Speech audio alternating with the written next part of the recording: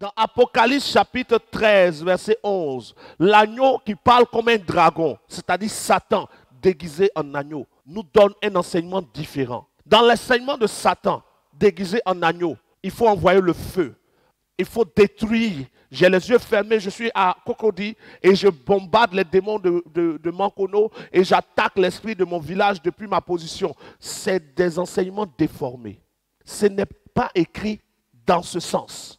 Le vrai combat spirituel direct est défini dans Éphésiens chapitre 6, verset 12 à 18.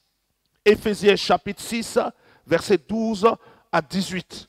Et quand vous regardez Éphésiens chapitre 6, verset 12 à 18, il définit les choses clairement. Pourquoi est-ce que, quand il dit prenez les armes pour lutter contre les principautés, quelle est la première catégorie? Apocalypse, prenons plutôt même Éphésiens chapitre 6, verset 12. Tu peux me lire ça, s'il te plaît? Car nous n'avons pas à lutter contre la chair et le sang, oui, mais contre les dominations. Les dominations. C'est quoi les dominations? Les dominations, c'est la catégorie des anges déchus qui sont établis sur des continents. Il y a le continent africain, il y a le continent asiatique, il y a le continent américain, il y a le continent européen. Ils sont sur chaque continent. Et eux, c'est les dominateurs, les dominations. Ils sont établis, c'est eux qui dominent le royaume des ténèbres. Satan est comme le prince des ténèbres. Et en dessous de Satan, il y a 5 grandes dominations ou 5 grands dominateurs qui sont en dessous de lui.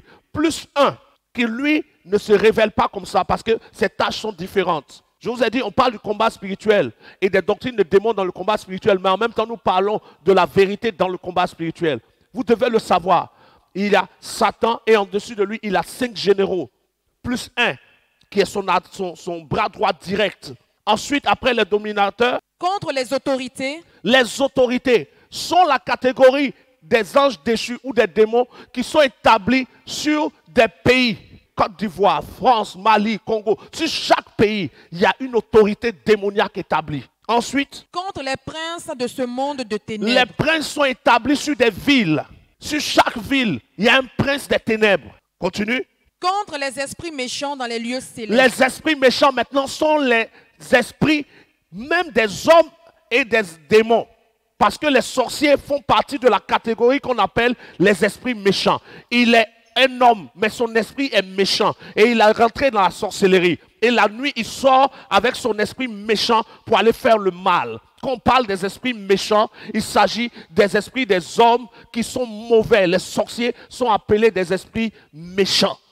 Eux, ils sont dans les villes et ils parcourent, on les envoie en mission. Voici ceux qui sont en face de nous, nos adversaires.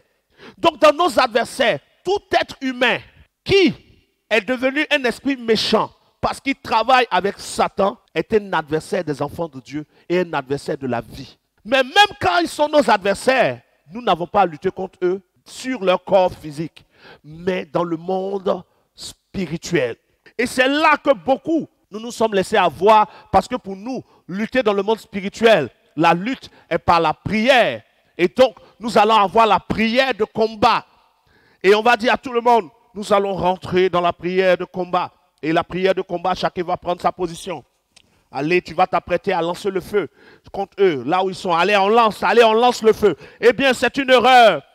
Parce que lancer le feu n'est pas une prière de combat. Ça, c'est une doctrine de démon qui a été implantée dans l'Église.